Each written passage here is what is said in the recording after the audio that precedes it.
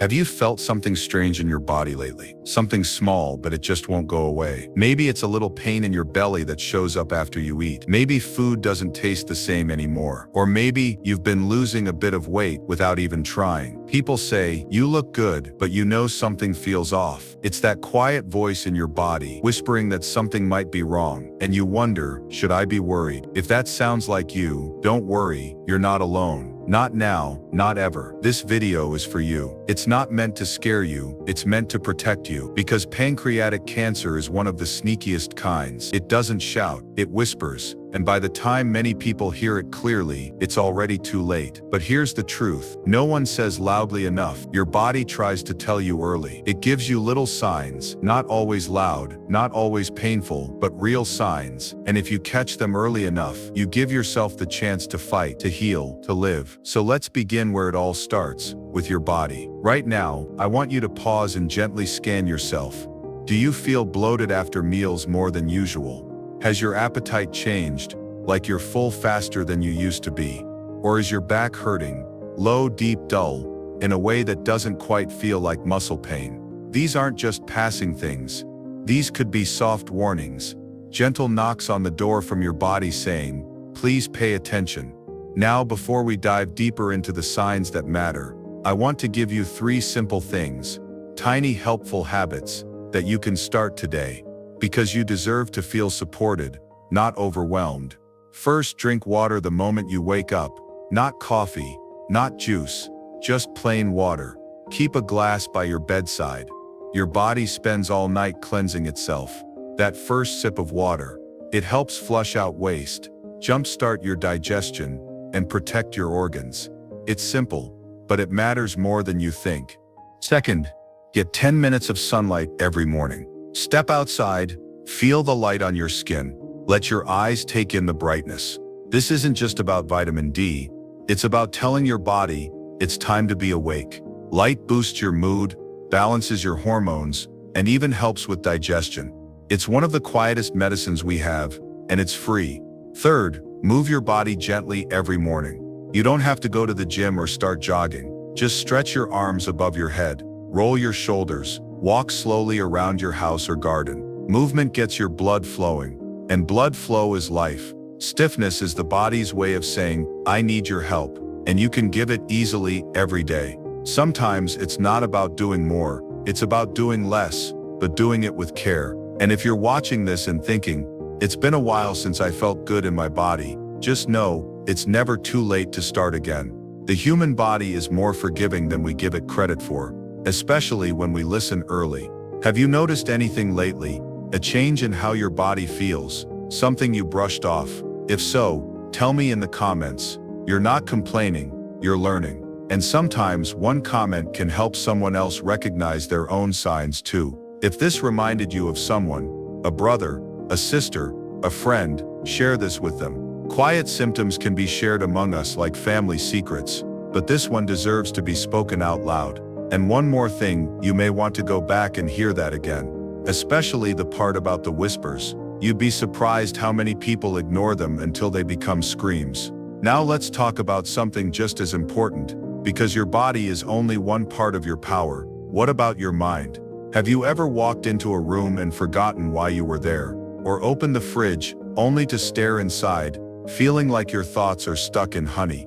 It's not just you. It's something many people feel as they age. But here's the good news. Your brain can be strengthened, no matter your age, and it doesn't take a miracle. Just a few kind steps forward. Let's talk about that next. Because a strong mind is your greatest ally.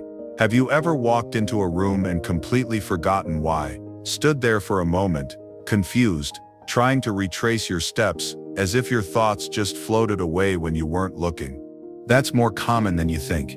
It doesn't mean something is wrong. It means your mind is asking you to slow down, to pay attention. Especially as you grow older, your brain becomes more like a garden. It still blooms beautifully, but it needs more careful tending. And just like your body, your mind sends you early whispers before it ever cries out for help.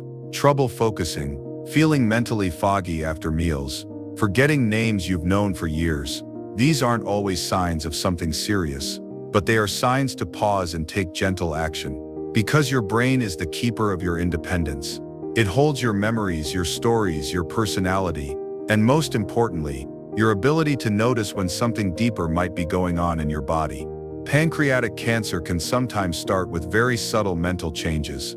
Things like unexplained fatigue, difficulty concentrating, or even mood shifts that feel out of character.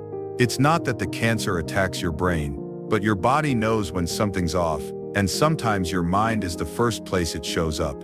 So let's protect that beautiful mind of yours with habits that are simple, joyful, and effective. Start with something as easy as this. Read for 15 minutes a day. It doesn't need to be a big book.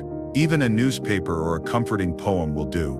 Reading keeps the mind engaged, and over time it strengthens memory and focus like gentle exercise for the brain. Next, music. Play the songs you grew up with, the ones that make your feet tap and your heart smile. Music is one of the last memories the brain holds onto, and listening to familiar tunes has been shown to wake up parts of the brain even in later stages of memory loss. So dance a little in your kitchen, hum while you make your tea. It's not silly, it's medicine. And finally, stay connected. A 5-minute phone call, a walk with a neighbor, even commenting below this video. Human connection keeps the mind alive. When you share your thoughts, when someone listens, your brain lights up like a city at night. You see, mental strength isn't about being perfect. It's about noticing when something feels off and responding with care instead of fear. Have you noticed any of these things lately? Forgetfulness, fogginess, or changes in focus? If you have, I'd love to hear from you in the comments. You're not alone, and talking about it can be the first step to feeling better. And if this reminds you of someone you care about, a parent, a friend, a sibling, share this video with them. They might need to hear this more than you know. Let me tell you a quick story. There was a woman named Margaret who lived alone after her husband passed. She was 72, smart, sharp, and still baked cookies every Sunday. One day she started forgetting the oven timer, then misplaced her purse in the fridge. She laughed it off, but deep down she felt a little scared. What helped wasn't fear, it was a neighbor who invited her to join a simple walking club. They chatted while they walked. She started reading again. Her mind became sharper, and in the process, she caught other symptoms early: fatigue, appetite changes, and her doctors took action fast. Margaret's still baking, still walking, and now mentoring others in her building. You may want to go back and re-listen to that. It's subtle, but it matters. Connection saved her, and it could do the same for you. The truth is, no matter your age, your brain is always growing, always changing. And even if you felt foggy or off lately, there's hope, always hope. It's never too late to start small and feel better. Now we've talked about your body, we've talked about your mind, but there's one thing most people forget, and it may be the most powerful force in your health journey: your emotions. Because even with a sharp mind, it's your feelings, the ones you carry in silence, that quietly shape your days. Loneliness, stress, or that lingering feeling of something's not right can sometimes be the very signal your body uses to get your attention. So in the next part, we're going deeper, into the heart, into the part of you that's been through so much and still beats with strength. Let's talk about emotional health after 60 and how to reconnect with the quiet joy and peace that's still waiting for you. But before we do, take one action today: call someone you miss, or play a song from your younger years. These small steps add up, and if this part helped you, consider liking the video so more people like you can find it. You'd be surprised how many are silently going through the same thing. Now take a deep breath, because we're about to uncover the most overlooked key to healing your emotional world. And what we're going to talk about next might change how you see everything. You've been through things, more than most people will ever know. Maybe you've sat in a quiet room holding tears you didn't let fall. Maybe you've smiled when you didn't feel like smiling, because that's what strong people do. Maybe you've buried your fears, your grief, your anger, just to get through the day. But here's something no one tells you. The body remembers, and it whispers through your emotions. That uneasy feeling in your chest, that wave of sadness for no reason, that sudden sense that something is off even when everything looks fine. Sometimes it's not just emotions, Sometimes it's the body trying to get your attention, gently, lovingly, before something louder arrives. You see, pancreatic cancer is one of the most silent diseases. It doesn't always start with pain. Sometimes it starts with mood changes, unusual anxiety, irritability, or even a sense of detachment from life. Why? Because the pancreas plays a quiet role in hormonal balance, and when things shift, your emotional landscape shifts too. But most people miss it. They say, "I'm just tired." They say, "It's just age." They say, "I'll be fine," and they carry on, never realizing that their sadness, their irritability, their numbness might be the first flicker of a deeper issue. This isn't to scare you. This is to empower you. Because emotional changes are valid symptoms, and if you listen closely, your heart may be the first to know what your body hasn't said out loud yet. So what can you do? Start by checking in with yourself daily, not with judgment, with curiosity. Ask, how do I feel today? If the answer is numb, low, or not quite myself, don't ignore that, especially if it lasts more than a week, especially if it's new. Then take gentle steps. Journal for 5 minutes a day. Write what you're feeling without censoring. This is your sacred space. Sit quietly, even for 2 minutes. Put your hand on your chest and breathe. Let your heart speak to you. Talk to someone you trust. Not to fix anything, just to feel heard. You'd be amazed how often emotional release leads to physical insight. And you'd be shocked how many lives have been saved simply because someone paid attention to their inner voice. Let me tell you about Charles. Charles was 68, retired, cheerful, the kind of man who told jokes at the grocery store. One day he stopped laughing. He didn't know why, no trauma, no reason. He just felt off. Quiet, tired, low. His wife noticed. He brushed it off, but she insisted he see the doctor. Turns out it wasn't depression, it was the early signs of pancreatic trouble. His mood had changed because his body was changing. They caught it early. He got help. And last I heard, Charles was back to telling jokes in aisle 3. What does that tell us?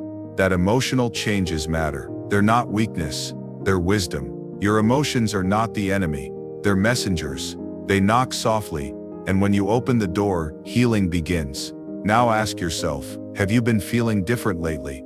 Not just tired, but not yourself. That feeling isn't random, and you are not alone. I invite you to share your story in the comments. You'd be surprised how many people feel just like you and are waiting for someone else to speak first. Or if you're not ready to share, that's okay. Just take this truth with you. The body speaks through the heart, and listening to your emotions is one of the kindest, wisest things you can do for your health. In the next part of this journey, we'll explore something even more overlooked, something most doctors never talk about until it's too late. Your skin.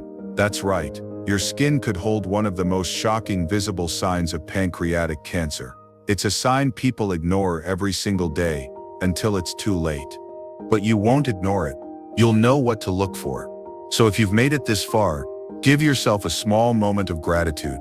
You're taking care of yourself, you're staying informed, and you're listening, not just to this video, but to yourself. Now take a deep breath, and let's keep going. You may not realize it, but everything you do today is laying the foundation for tomorrow. Every step you take, no matter how small, counts. Every choice you make, every habit you form, has a ripple effect on your future. Now I know. We often hear advice about eating better or exercising more. And yes, these things are important, but there's something even more powerful at play here. The rhythm of your day-to-day life. It's the way you wake up in the morning. It's the rituals you follow. The way you walk through your day, the way you sleep at night. These seemingly simple things add up to a life of strength, resilience, and longevity. When it comes to your health, these are your building blocks, and they matter more than you think. For instance, let's talk about movement. You don't have to run a marathon. You don't even need to go to the gym, but you do need to move. Even gentle movement, like walking after a meal, can make a world of difference. Walking helps regulate your blood sugar, improves circulation, and keeps your body in rhythm. And the best part, it's easy, it's natural. You can start right now, this very evening, after dinner, or consider your sleep. How's your sleep? Are you winding down gently, Or do you find yourself scrolling through your phone until late at night, only to toss and turn? Your body thrives on a steady routine. Try setting a calming bedtime ritual. Maybe dim the lights an hour before bed. Maybe listen to soft music, or enjoy a cup of herbal tea. These simple actions allow your body to rest, recharge, and heal. And remember, quality sleep is one of the greatest weapons against chronic illness. But what about food? It doesn't have to be complicated. Just start with removing a few processed snacks. Those sugary treats, salty chips, and processed junk, they wear down your body little by little. Instead, try reaching for a handful of nuts, some fresh fruit, or a simple vegetable salad. What happens next? You feel better. You have more energy. You might even notice your mood shifting. You see, it's not just about fighting off disease. It's about living well, every day, in small, sustainable ways. And here's the key: consistency. These habits don't have to be perfect. You don't need to overhaul your life all at once. Just start small and let time work its magic. If you make just one small change every day, it adds up, and before long, these simple habits will become your new way of living. Let me share a little story with you. Lena is 72. She used to feel tired all the time, like her energy was fading. One day, she decided to start walking after dinner, just 10 minutes. She didn't expect much, but she noticed something right away. Her legs didn't feel so stiff anymore. Her mind was clearer, so she added another little change. She started drinking more water during the day. After a few months of these simple habits, Lena told me, "I feel like I've got my life back." Now, this doesn't mean she's cured, or that everything in her life is perfect, but those small choices, the walking, the water, the food, they made a huge difference in her quality of life, and they helped her feel more in control of her health. So what about you? What's one small habit you can start today? Maybe it's walking for 5 minutes after a meal. Maybe it's turning off your screen an hour before bed. These actions might feel tiny, but they add up in ways you can't even imagine yet. Now I want to gently guide you towards something even deeper. Habits are the foundation, but the real secret to longevity isn't just in the physical.